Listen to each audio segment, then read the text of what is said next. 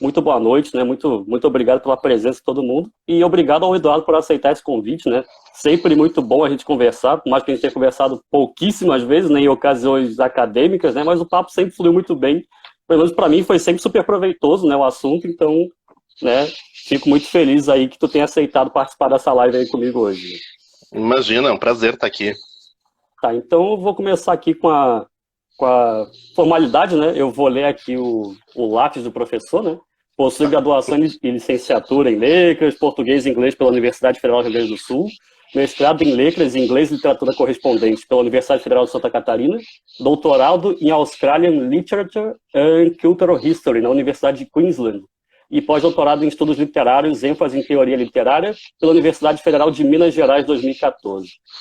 É professor da UFPEL, né, pela área português e inglês, não é isso, Eduardo? Isso.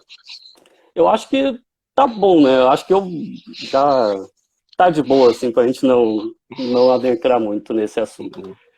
Então, assim, Eduardo, pra gente começar o Só nosso porque, papo... Lucas, a Dani tá falando que tu não tá aparecendo direito na live, então tá. só de repente Deixa ajeita ajeita teu ângulo aí. Tá, eu vou ter que tirar o telefone aqui que eu tinha feito uma gambiarra, né? Então, vamos... Eu também tô com a gambiarra aqui, espero que não caia meu suportezinho improvisado aqui.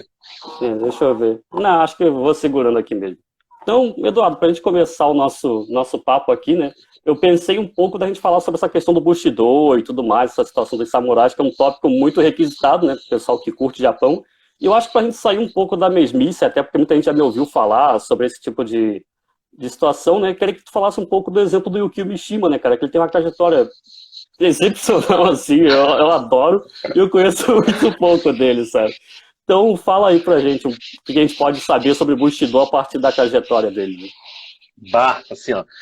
Como eu te falei, eu tô aqui admitido, né? Eu tô aqui muito mais como leitor e admirador do Mishima e como alguém que, enfim, tem... talvez eu seja um otaku no armário ainda, né? Não gosto de me admitir otaku. Mas, enfim, o Mishima tem uma puta trajetória, ele é um dos escritores mais reverberados, assim, do Japão moderno.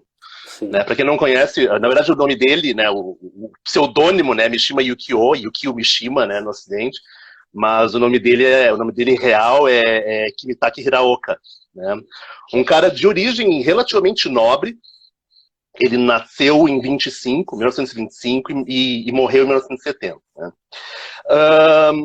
Ele é um cara que, assim, ele tem os biógrafos do Mishima tem muita dificuldade em traçar, né, exatamente onde o Mishima deu uma reviravolta na vida dele, né, porque tem muita mística ainda ao redor do Mishima. Mas o Mishima, ele se tornou, para além das obras literárias, né, ele se tornou conhecido porque em 1970, em 25 de novembro de 1970, ele invade um quartel das forças de defesa japonesas. A gente tem que lembrar que depois do rendimento do Japão no final da Segunda Guerra, né, a Constituição de 47 proíbe, desde então, o Japão de ter um exército ofensivo. Né, o exército, as forças de defesa japonesas só servem para defesa, não pode ter potencial ofensivo. Não pode declarar guerra. Exatamente. Né, em função da questão de ocupação das tropas americanas do Japão, né? E essa foi uma das condições, inclusive, para o imperador, na época, não ser julgado por crimes de guerra. Sim, exatamente. Né? Então, isso de certa forma, cria uma cisão dentro da comunidade da mística mental japonesa, né? O país perde a guerra, né? O grande império japonês é dissolvido no pós-guerra. Né? A figura do imperador permanece como uma figura meramente decorativa, e ainda hoje é uma figura meramente decorativa, mas uma figura que até então, até o momento da guerra, até o final da guerra, era uma figura que ainda detinha um poder político e simbólico muito grande. O imperador japonês ainda era considerada, né, a representação de Deus na Terra, descendente de Amaterasu, sangue divino, toda aquela construção que vem lá do século IV. Né? E que, de certa forma, é necessária, esse discurso é necessário para sustentar, né, uma monarquia absolutista, e foi assim na Europa, né, e, enfim. Né. Bom, o Mishima, ele se assume um nacionalista de extrema-direita, né, ele cria uma sociedade paramilitar, na verdade, uma milícia paramilitar, a Sociedade do Escudo, ainda na universidade, né? E então, em 1970, ele invade um quartel das forças de autodefesa japonesas, né? Ele lê em rede nacional um manifesto onde ele pede, né, a revogação da Constituição de 47, o retorno, né, a um modelo constitucional pré-rendição, o retorno da Constituição de um exército ofensivo para a reconstrução do Império Japonês, né? E a realocação dos poderes divinos e políticos pro imperador. Ele queria resgatar uma cultura pré-final da Segunda Guerra, né? Porque ele diz, isso em 1970, que a decadência da cultura japonesa começou a partir do fim da Segunda Guerra, começou a partir, né, do entendimento que essa Constituição retira do Japão uma ideia de centralidade no Pacífico Sul. Né? A tentativa do Mishima em fazer isso seria converter, então, os soldados das forças de autodefesa para ajudarem no golpe, né? Num golpe, né?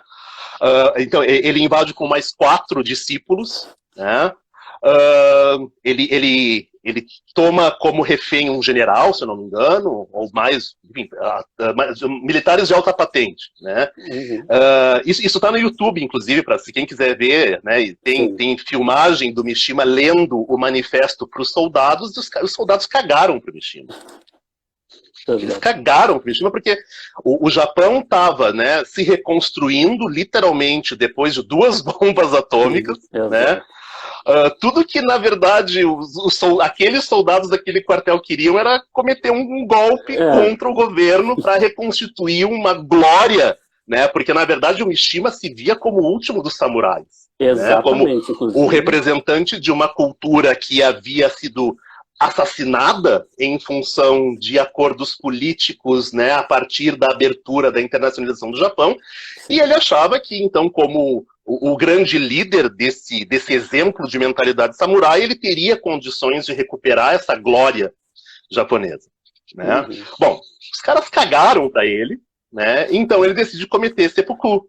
Ele se mata, né? Comete seppuku. E ele fica muito mais famoso, inclusive, na verdade, um dos biógrafos diz que isso era tudo um grande plano, que de qualquer forma ele já estaria planejando cometer o seppuku de qualquer forma.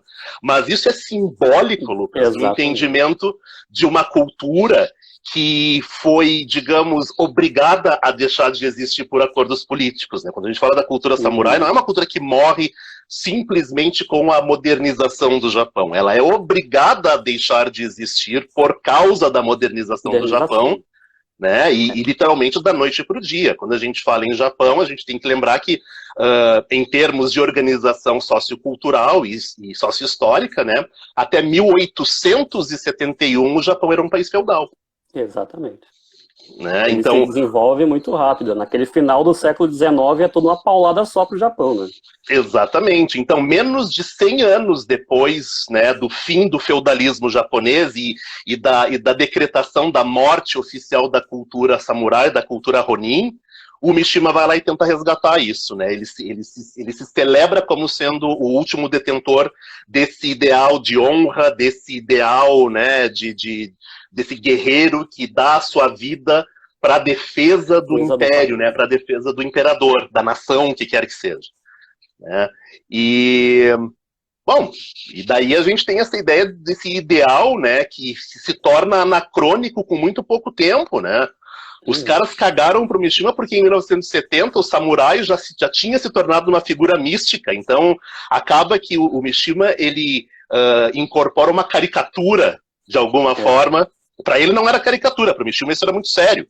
Mas para os caras que estavam assistindo, né, o Mishima com aquele manifesto conclamando para dar um golpe, né, para retomar um sistema que seria um sistema feudal, porque a gente não pode falar de samurai num sistema moderno, numa constituição moderna de nação, né? Mas o que ele queria era que o exército japonês se assumisse como uma força ofensiva dentro dos moldes de constituição de ideário samurai. Né? Mas num país que já estava ultramente modernizado, né, com um pouco mais de 50 anos, né, depois da consolidação da abertura para o Ocidente. Então, acho que esse é um ponto de partida, assim. E o Mishima, para quem estiver mais interessado em entender um pouco mais a ideia dele, ele tem um livro que é uma releitura do Hagakure, né, que ele tenta pegar aquele livro do Hagakure, que é o do Yamamoto, né, e tenta reinterpretar para aquela sociedade japonesa. Então ali tu entende bastante coisa dele.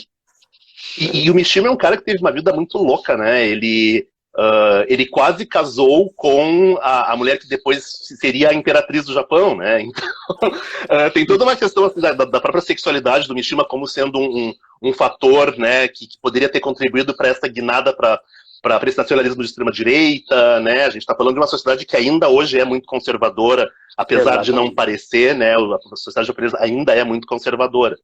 Então, aí vai o cara lá e se mata porque ele não consegue, né, dar um golpe que elevaria o imperador, né, ao status de novo divino, né? Mas assim, pensando na questão do Mishima, ele tenta recuperar uma honra guerreira, né, desses samurais, desses lendários guerreiros e tudo mais, mas seria mais interessante a gente poder falar o que construiu esses samurais, né, como é que era esse grupamento de indivíduos, né, dentro daquela sociedade feudal, o que esses caras faziam ali? Como é que surgiu esse ideal de Bushido, né, que é tão relevante para a gente entender que muita gente lê errado hoje em dia, né, que é um problema grandíssimo, né, falar sobre esse assunto.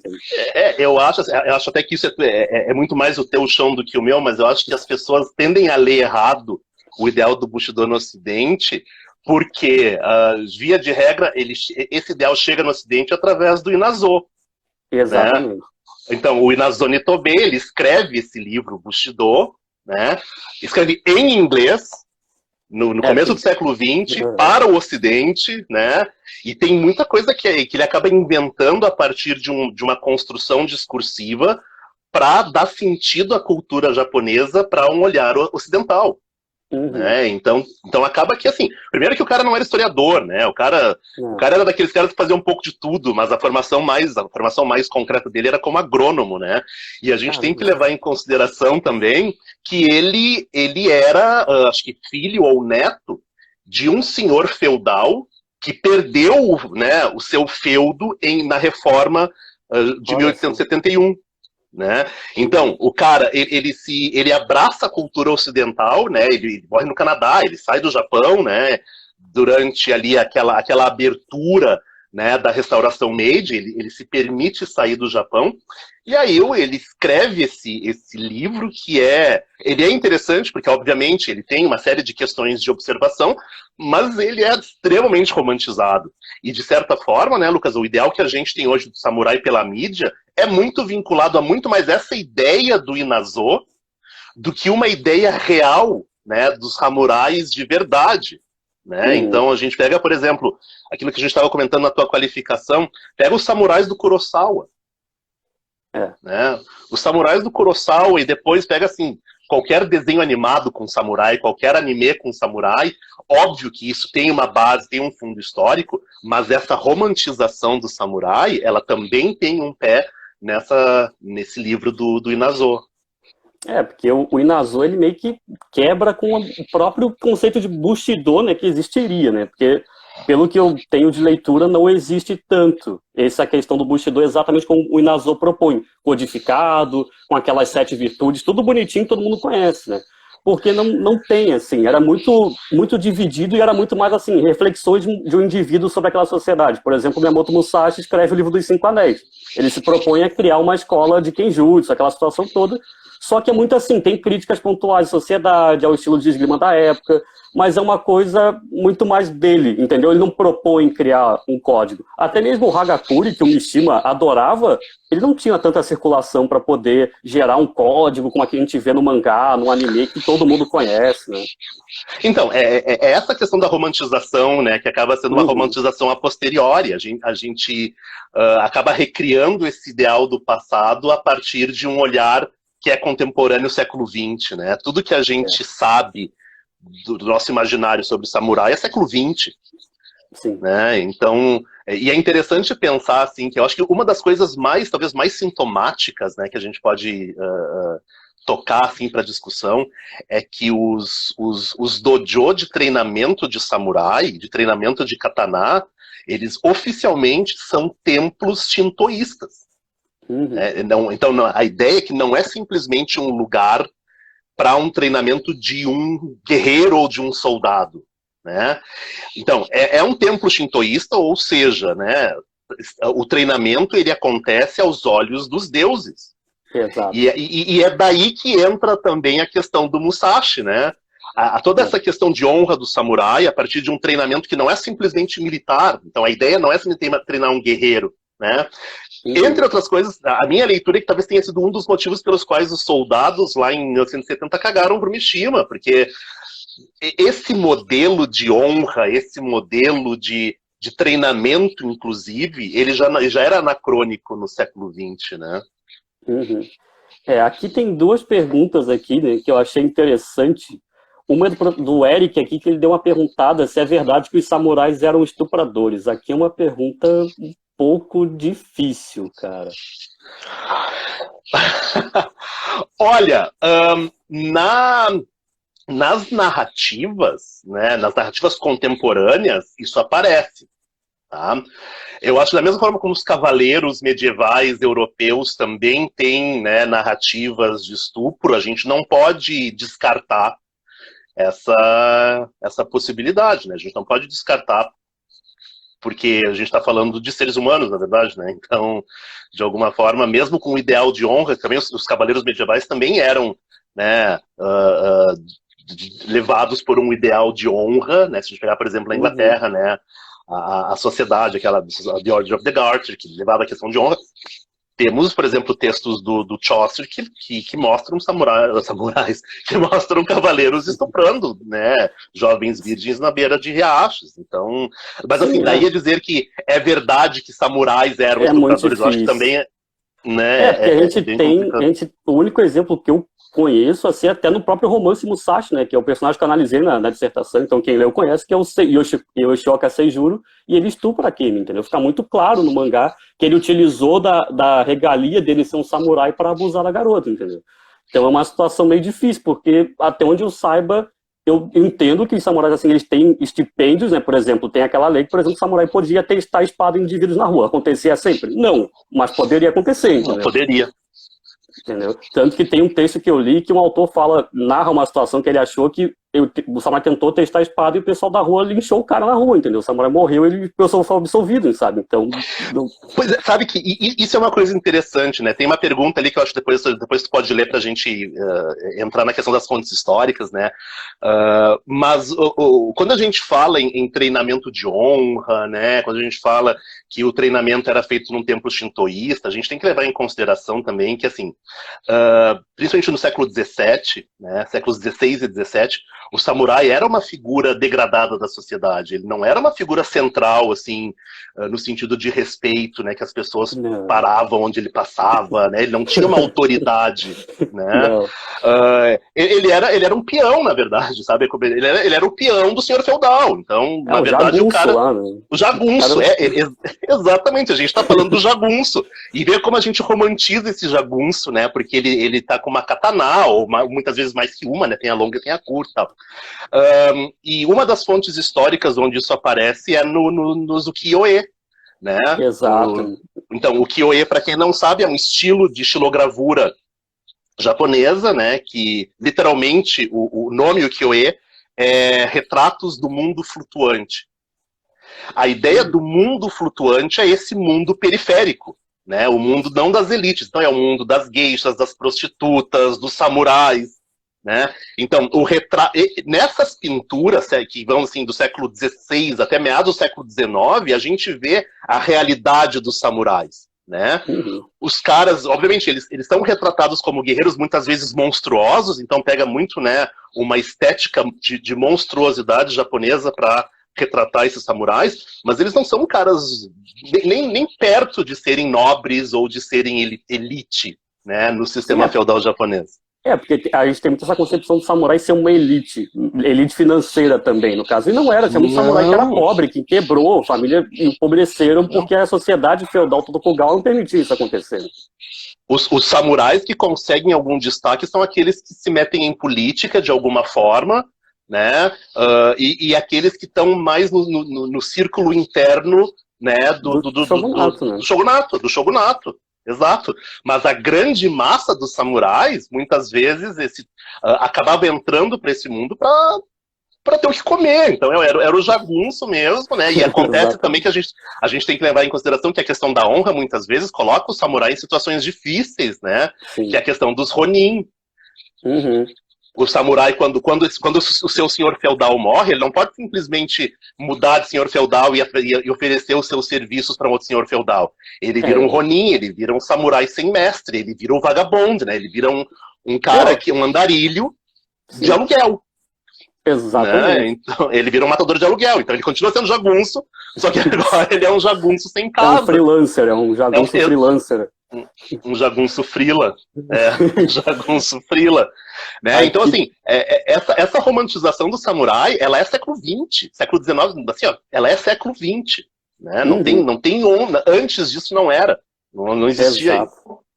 Aqui tem uma pergunta muito legal também da Carol Gual, né, que é professora que vai estar na live do sexta-feira que vem, pessoal. Então já se prepara aí.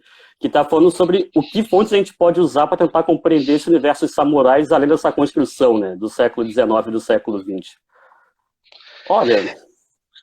Eu iria direto no Kyoe, sabe? Eu acho que nesse caso a história da arte nos oferece, né, bastante subsídios para entender essa constituição social e o papel desse samurai nessa constituição social. Né? Eu não sou historiador, então eu vou ficar devendo, né, fontes históricas mais precisas, mas, como eu falei, acho que nesse caso a história da arte nos ajuda diretamente a pensar, né, o Kyoe tem muito material escrito, inclusive no Brasil, pouca gente sabe, mas aqui no nosso museu da UFPEL a gente tem uma de réplicas de ukiyo-e, né, de estilogravuras de ukiyo-e. Então, pouca gente conhece, né, mas a gente tem isso aqui no nosso museu aqui em Pelotas, sabe, para ver como é que era esse mundo flutuante, né, do Japão feudal. Tem outra pergunta aqui que a gente meio que já respondeu, né, que é a do João, que qual era a principal função dos samurais, né? Tipo, se a gente for ver por nomenclatura, ele tinha que servir alguém, né? Isso inclui não só servir militarmente. Geralmente, no período do Tokugawa, era o que mais tinha samurai burocrata, né? O cara que faz conta. Era o boy do senhor feudal. Ele vai fazer qualquer coisa lá, pagar as contas, faz tudo lá. Era o contínuo, né? Era o contínuo do senhor feudal. Ah, não, vou lembrar do filme do José Vil, que vai me quebrar. Né? Mas foi de propósito, Mas era isso, sabe? Era o cara que estava ali tomando porrada, sabe? Que estava ali, tipo, literalmente, assim, dando a vida para a defesa de um sistema e de um regime que estava cagando também para a existência deles. Tanto é que, durante a restauração Meiji, né, a primeira classe que foi destituída de toda e qualquer possibilidade de existência foi a classe samurai. Sim. E muita gente pensa que isso foi por exigência das nações ocidentais. Na verdade, não. Isso foi uma condição do próprio Japão para se modernizar. Né? Então o Japão ele conseguiu acabar muito rapidamente, no intervalo de 30 anos, com todo e qualquer resquício de feudalismo no espaço, né, no espaço geográfico do Japão. Sim. Então, até que assim, né, tem uma questão que é interessante, né? Para quem estuda japonês, muitas vezes a gente consegue identificar nos kanji os radicais de origem das palavras, né? A palavra samurai, um dos kanji para a palavra samurai é formado do kanji de homem e o kanji de templo, um do lado do outro. Então isso remete a uma ideia, né, desse homem frente ao templo, mas como defesa e como treinamento, né? E aí, daí que também vem essa questão de romantização. As pessoas que gostam de tatuar kanji no braço acham que estão fazendo... o kanji de samurai é um kanji interessante, é um kanji bonito, ele é elegante. E aí tu pode dizer, não, é o kanji de samurai porque tem um homem aqui de um lado e o templo do outro, né? Então fica aí a dica para quem quiser fazer tatuagem. Sim, aqui tem muita pergunta sobre os samurais, então vamos seguir, respondendo a pergunta do pessoal aqui.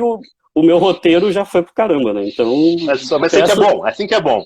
Peça uma live que a gente conversa o resto do que eu pensei aqui. Vamos continuar aqui. Outra pergunta era, katanas eram usadas apenas em duelos? Cara, eu acho que não. A minha resposta é provavelmente não, porque tinha muito aquela questão da katana e da wakizashi fazer aquele símbolo social do samurai, que é o único que pode portar arma dentro daquela sociedade. Então tem a figura do status, né? Que depois gera o imaginário da espada, como a aula do guerreiro, aquela situação toda. Então eu acho que tem todo o contexto, né?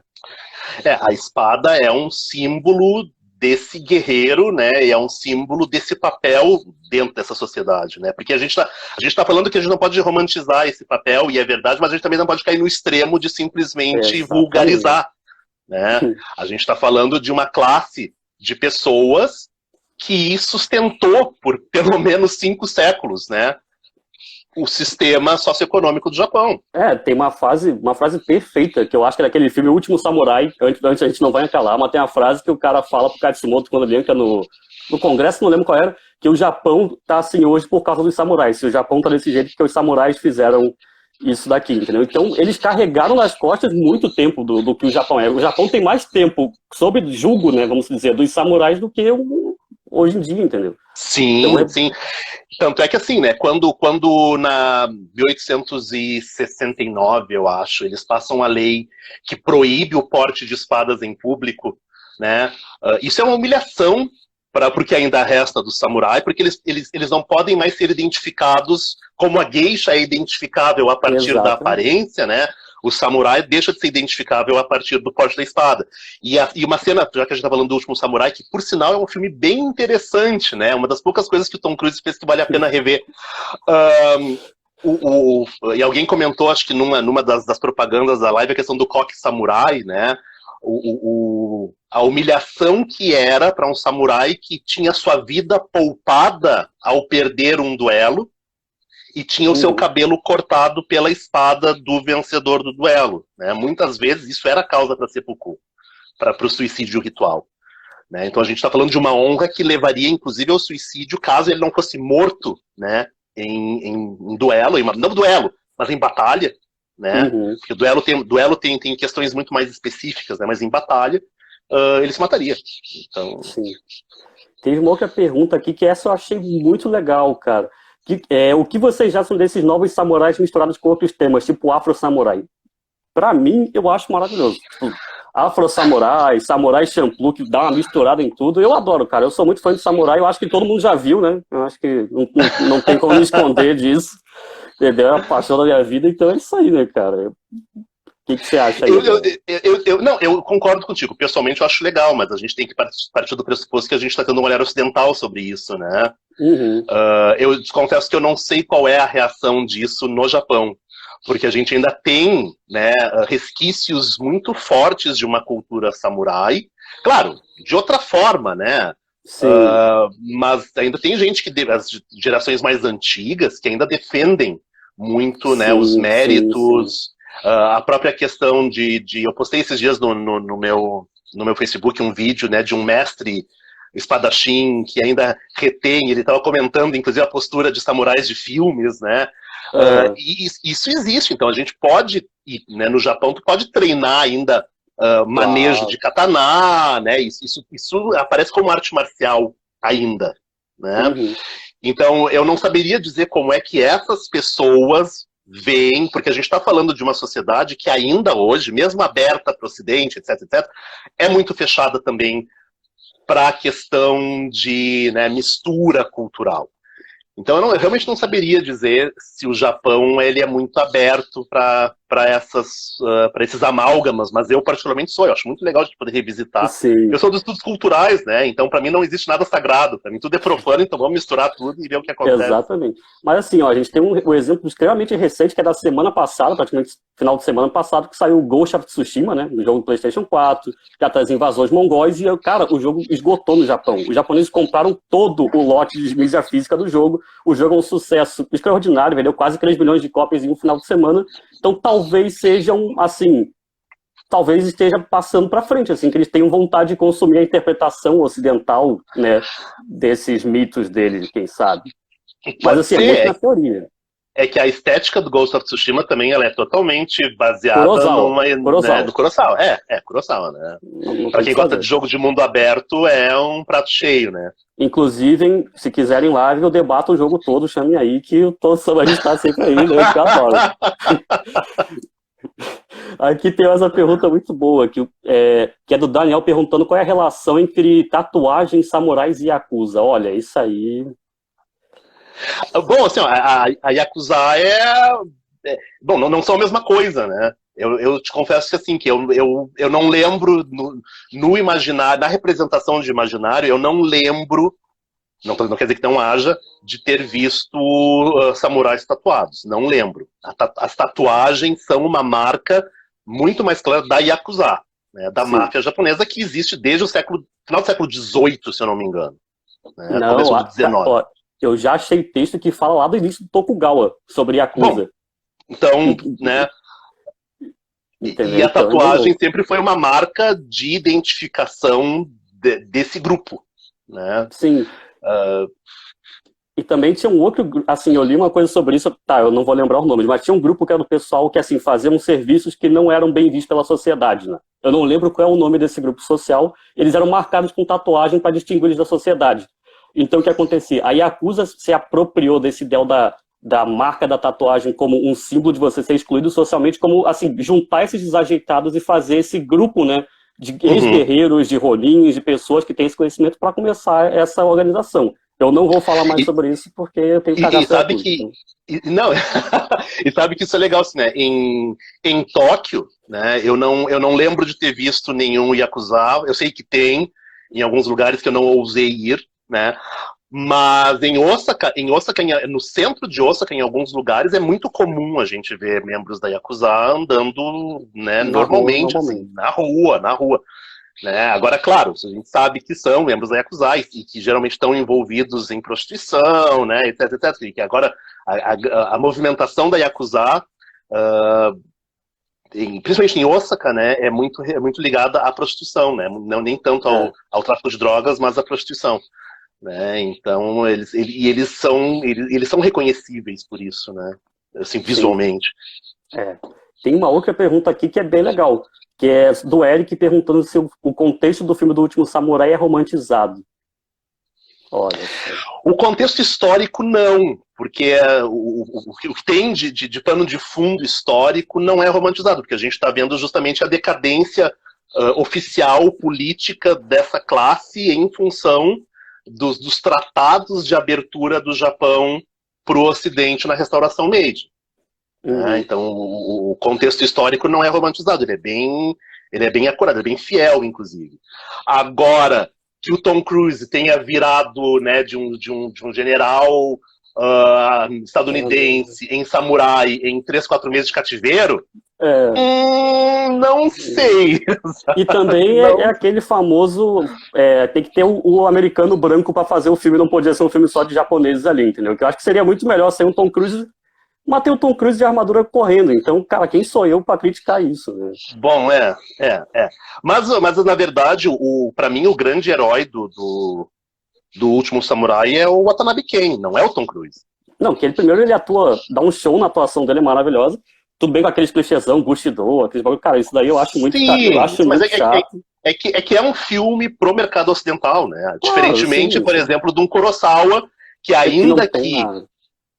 Ele faz uma média, né, mas não é o Sim, foco. mas o Kurosawa, ainda assim, ele tá muito mais preocupado com o consumo doméstico. Tava, né?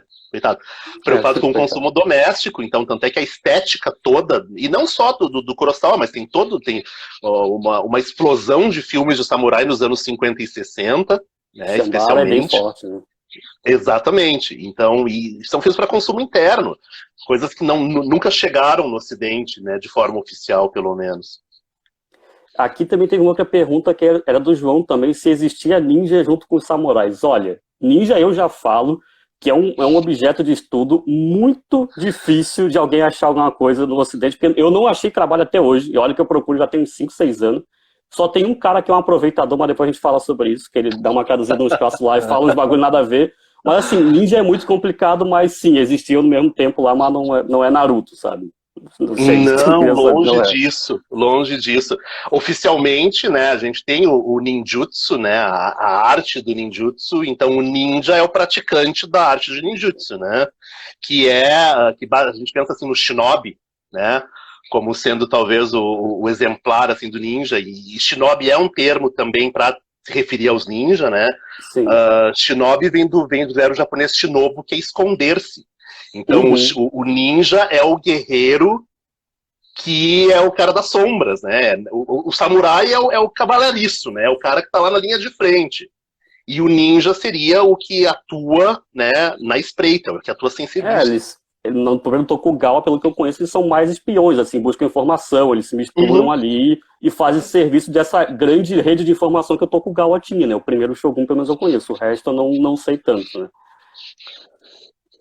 Aqui Sim. tem outra pergunta do Daniel também, falando sobre rivalidade Japão e China é enorme, tá, já existe há muito tempo, em que as artes de defesa pessoal japonesa têm incorporado a chinesa, mais específico os samurais. Olha, tão específico assim, se aconteceu alguma coisa, pode ter sido durante as invasões mongóis, né? Porque até onde eu Eu tava saiba, pensando nisso. que a gente tem duas invasões, em 1274 e 1281. São as duas invasões, né? Na primeira, invadem Tsushima, que é o que o jogo conta, aquela situação que a gente comentou, e nesse período, de uma para outra, o Japão se prepara para a segunda invasão. Então, talvez ali possa ter incorporado alguma tática, alguma coisa mais específica, né?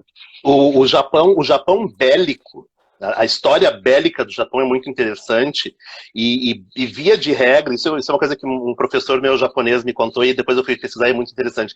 É muito baseado em engenharia reversa, no sentido, em qual sentido, assim, né? Eles eram invadidos, eles acabavam aprendendo as técnicas do invasor, inclusive materialmente, e conseguiriam reverter engenharia. Mas eu estou pensando especificamente também na questão da presença jesuíta no Japão, né? Exato, quando os portugueses... Nobunaga manda comprar as armas e manda fabricar exatamente igual e até faz melhor depois, inclusive. Faz melhor, exatamente isso, né? Então tem toda uma questão de engenharia reversa. Os portugueses chegam lá com os mosquetes e tal, achando que vão, né, tomar a força o Japão. Os caras fazem melhor, eles encontram lá um mosquetezinho, olham como é que se faz, desmontam, remontam, mandam fazer igual, faz melhor. Então, de alguma forma, a história bélica, né, do Japão tem muito isso, né, esse saber em cima do invasor, né, em cima do... É a adaptação, né, o pessoal propõe, eles se adaptam e tentam melhorar o que apresentaram para eles, né. Sempre foi muito assim, né, o Japão nesse tipo de situação. Aqui tem uma pergunta, cara, excelente, essa daqui eu não sei. Você ainda poderia comentar sobre a existência ou não de samurais negros? Olha, essa é uma pergunta que eu só conheço o caso, né, do Yasuke, só. Mas mesmo assim eu nunca cheguei a ler de fato algo que, assim, sobre ele muito certo, entendeu? Eu sei que ele aparece no livro do Ota Gnyushi, que é um cronista do Nobunaga, que eu tinha comentado contigo, e fala que lá aparece um trecho falando sobre ele, mas eu só sei dessa parte, entendeu? Eu acho que isso é uma questão que caberia pesquisar, mas eu também não sei responder, não sei mesmo. Tá? A minha tendência é dizer que não, mas... né? Eu deixo aberto, inclusive... Não, porque eu acho que apareceria em outros cronistas, entende? Eu acho que de alguma forma isso apareceria em outros cronistas. A gente está falando, na verdade, isso é uma questão interessante, Lucas, assim... tudo que a gente acha que sabe do Ocidente, do Oriente, vem pelo filtro do Ocidente, né? Exatamente.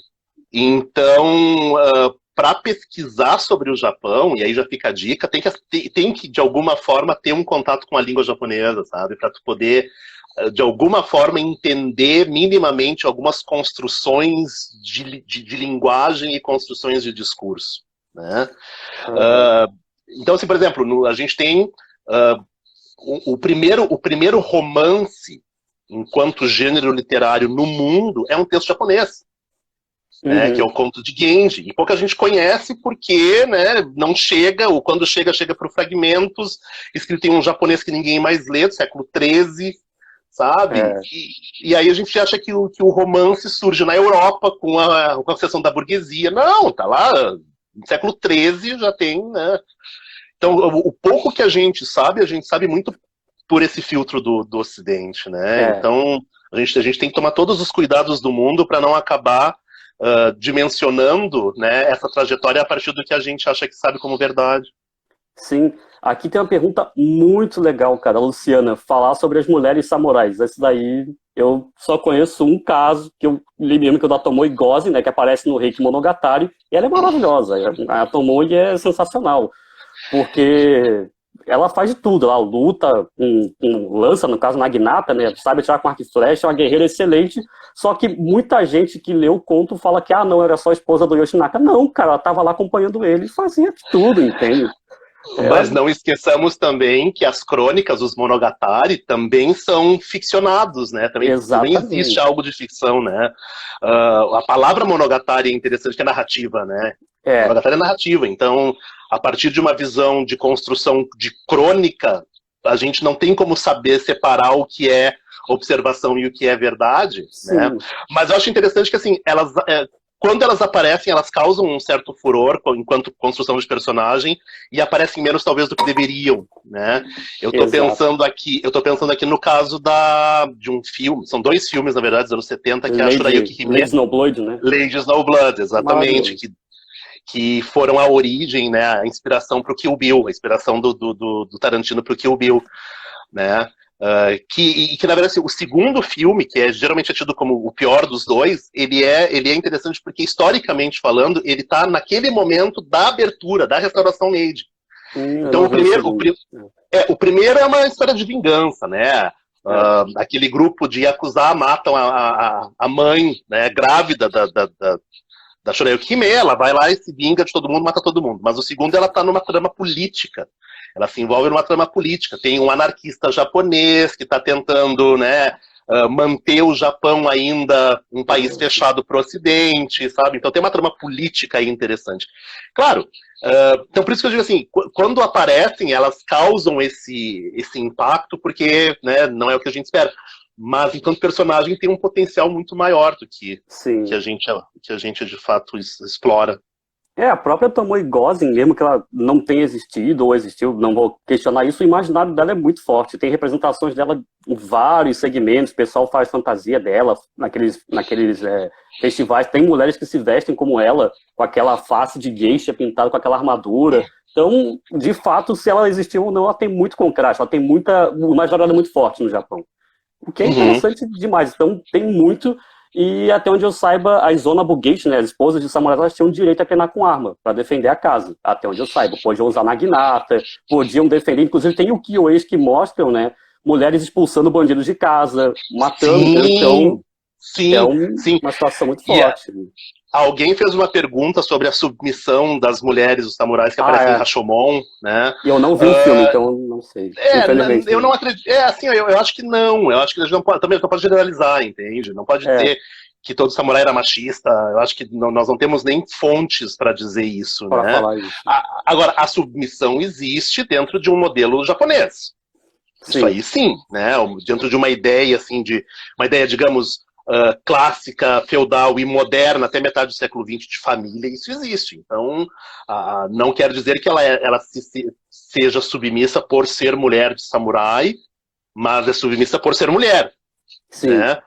Então, como não era geisha, que tinha mais liberdades dentro da sociedade, a gente pode entender, talvez, por uma questão reversa, né? Que ela está numa posição de submissão dentro dessa hierarquia, né? Sim. Olha, a gente conversou bastante, só faltam 15 minutos, infelizmente, né? E assim, para fazer. Já. Eu tô olhando aqui. E assim, para tentar manter alguma coisa que eu mantive, que eu tinha feito no roteiro, né? Vamos falar um pouco sobre a cultura pop japonesa, assim. O que tu acha dele como uma forma de trazer o pessoal, gerar esse interesse? Por exemplo, por mim, eu cresci no 96, né? Peguei os anos 2000, então peguei uma grande leva de anime e tudo mais, e foi o que me influenciou a estudar, né? Porque todo mundo sabe essa história, eu já contei, que eu comecei a estudar Japão e mais por causa do Samurai Jack, que é um desenho que eu amo, eu acho maravilhoso e fantástico. Sim. E daí começou esse tipo de situação, né? Como é que tu vê, assim, essas produções japonesas, né, influenciando esse interesse pelo Japão? Eu sou um pouquinho mais antigo que tu, tá, Lucas? Então a minha trajetória tem um pouquinho mais. Cara, eu tava revendo esses dias no Amazon Prime, eles colocaram acho que as 2 ou 3 temporadas do National Kid. Eu sei, eu vi, eu não comecei a ver ainda, mas eu vi que tem lá, eu quero ver para entender. Que foi o primeiro grande sucesso, né, do Japão, fora do Japão. Isso é anos 60, né? Isso a gente tá falando de anos 60, assim. Sim. E que dá origem depois ao Ultraman, Spectroman, depois ao Jaspion, Changeman, etc, né? Cara, quando tu fala em cultura pop, eu acho que a gente tem que sempre tomar certos cuidados. Primeiro, de que cultura pop a gente tá falando?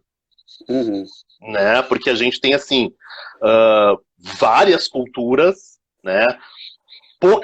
por mais que cheguem coisas no Ocidente muito mais do que era há 10, 15, 20 anos, ainda é uma porção muito pequena, muito limitada, até porque são coisas que perdem muito sentido em função de uma tradução ou de transculturação. É verdade. Né? Então, os seriados, os anime não, porque o anime tem uma cultura própria, criou uma cultura própria ao seu redor, né? E criou uma fanbase, que é a fanbase de anime, né? Que muitos de nós, né? Acabam muitas vezes aprendendo o japonês para, né, não depender das traduções, ou mesmo para fazer, né, fansub, etc. Então acho que a gente tem que pensar primeiro de que cultura pop a gente tá falando, né? Porque, e mesmo dentro da cultura pop de anime, de que anime a gente tá falando? A gente tá falando de Estúdio Ghibli, a gente tá falando Naruto, a gente tá falando Dragon Ball. Se for Evangelion, é depressão, entendeu? Depressão e Fanta Laranja, então não é muito... E depressão é uma parte muito forte da cultura pop no Japão, né? Exato. Eu não sei se eu já te contei essa história, mas assim, a primeira vez que eu fui pro Japão foi em 2006, né? E eu tinha, sei lá, tinha estudado um ano e pouco de japonês, meu japonês era só para não passar fome, literalmente, né? Mas eu tava num trem em Tóquio, né, indo de uma estação a outra, e era inverno, era fevereiro, final de janeiro, começo de fevereiro. E a gente tava indo de uma estação para outra e o trem para, no meio entre uma estação e outra, e lá os vagões têm telas, assim, né, que dizem de que estação a gente vai, para que estação a gente está indo, e de que lado do vagão a gente sai, passa propaganda, etc. Uhum. E aí parou, e aí deu informação em japonês, dizendo que o trem tinha parado, e em inglês, dizendo que tinha parado por uma questão de um acidente, e em japonês, aí vem a mesma informação em japonês. Só que aí eu tava olhando para os kanjis, mas eu conheço esses, eram 3 kanji, eu conheço esses kanji. Aí eu fui olhar, suicídio. Cara. Por quê? Porque janeiro, fevereiro, eles se jogam na linha do trem. É a época do resultado dos exames de admissão para as universidades. Ah, sim. E a forma mais, em Tóquio, principalmente, a forma mais comum de suicídio entre jovens que desonram a família por não conseguirem entrar na universidade para fazer o curso que deveriam, é chegar na linha do trem. Agora, é interessante que pros ocidentais que não sabem japonês, eles escondem a informação de que foi um suicídio justamente para manter essa mística, né, de uma cultura cosmopolita, né? Para quem tem acesso ao idioma, tu já tem uma outra dimensão. Então, por isso que eu digo, né, de que cultura pop a gente está falando. A cultura pop para consumo próprio do Japão não é a mesma que chega pra gente. Não, isso aí não tem nem como a gente conseguir chegar no nível de produção deles, né? E traduzir tudo que é lançado. É muito difícil. É muito mais bizarro. É muito mais bizarro. Tem um personagem agora que eu não lembro o nome, eu posso pesquisar daqui a pouco, mas assim, ele é um anime para crianças, tá? Que passa no horário nobre, 6:30 da tarde. E o cara é um detetive e a cabeça dele é uma bunda. Cara, Japão, eu só falo isso, Japão. Não, e é um anime que tá há 50 anos. Ele existe há 50 anos, sabe? Então, é o tipo de coisa que, se chegasse aqui, a reação talvez fosse essa, é bizarria japonesa, mas ela tem um sentido nessa ideia do consumo próprio. E aí, Lucas, eu volto àquele ponto, assim, a gente está falando de uma sociedade que ela é extremamente conservadora em vários aspectos, em vários elementos, né? Uhum. Ela parece para frentex, parece futurista. O Japão realmente, assim, esteticamente falando, é de encher os olhos, né? Cyberpunk tá aí para isso, né? Porque a estética é totalmente japonesa. É a concretização do cyberpunk, né? Vai para o centro de Tóquio ali de noite, né? É de encher os olhos, mas assim, tu passa essa camada superficial e tu vê que a coisa é pesada. Eles têm ainda uma questão de ainda honra da família muito forte, né? Um respeito pela tradição muito forte, sabe? Então isso acaba de alguma forma sendo muito difícil de dimensionar. Cara, eu fico imaginando os psiquiatras japoneses, né, tendo que lidar muitas vezes com essas questões, porque alguém comentou sobre hipersexualização das mulheres. Né? Eu ia falar depois que terminasse de falar, mas né? Não, mas assim, isso é interessantíssimo, né? Em Osaka, quando eu fui lá em 2006, eu fui num sex shop em Osaka, no centro de Osaka, Tá? O sex shop tem, acho que deve existir ainda, 6 ou 7 andares. Tá? E quanto mais alto o andar, mais bizarro é o tipo de pornografia que eles oferecem. Tá? Então, assim, no quinto andar, de 7 andares, no quinto andar, a gente estava lidando com tentáculos, com... Sabe? Tinha um Cthulhu lá, velho. Era mais ou menos isso, assim, né? E é engraçado assim, porque eles consomem muita pornografia. O Japão, e pornografia bizarra, pesada, sabe? Shibari, assim. Inclusive, quando eu achei o Vagabond, o mangá original mesmo, em japonês, eu achei de um site pornográfico. Sério, tava no meio lá de tudo. Sim, mas assim, ó, o que eu quero dizer assim, então, tem coisas realmente pesadas e muito bizarras. No entanto, na pornografia japonesa, os genitais não aparecem. Não pode. Não pode. Eles colocam um mosaico, né, nos genitais. Então, tu vê, uma coisa que é muito comum na pornografia japonesa é a fantasia de estupro, né? Cara, é bizarro. É muito comum, assim, coisa pesada, sabe? Coisa pesada. É doentio, assim, eu acho. É isso. Pra nós, esse é o termo. Doente pra eles é tipo quinta-feira, né? Pra nós é doentio, né? Mas é estranho tu ver um fetiche desses tão pesado e aí a genitália, que é o centro da pornografia, além da questão do poder, não aparece. Porque aí, então, eu acho que isso, de certa forma, demonstra esse desequilíbrio entre o que a gente acha que entende e o que de fato é. Né? Então é bem complicado, né? E a gente está falando de um país, de novo, que se abriu para o mundo há 100 anos. Muito pouco tempo. E tem que lidar com o peso de manter uma tradição, né? É muito comum, assim, em vários distritos de Tóquio, tu ter, sei lá, prédios ultramodernos de 20, 30 andares e do lado um templinho, um templozinho, assim, né, do século XII. É muito estranho. Inclusive, agora a gente só tem 5 minutos de live agora. Infelizmente, cara. Vamos lá. O que mais a gente pode comentar em 5 minutos? Não sei, agora? o que o povo aí quer que a gente comente? Eu acho que tem...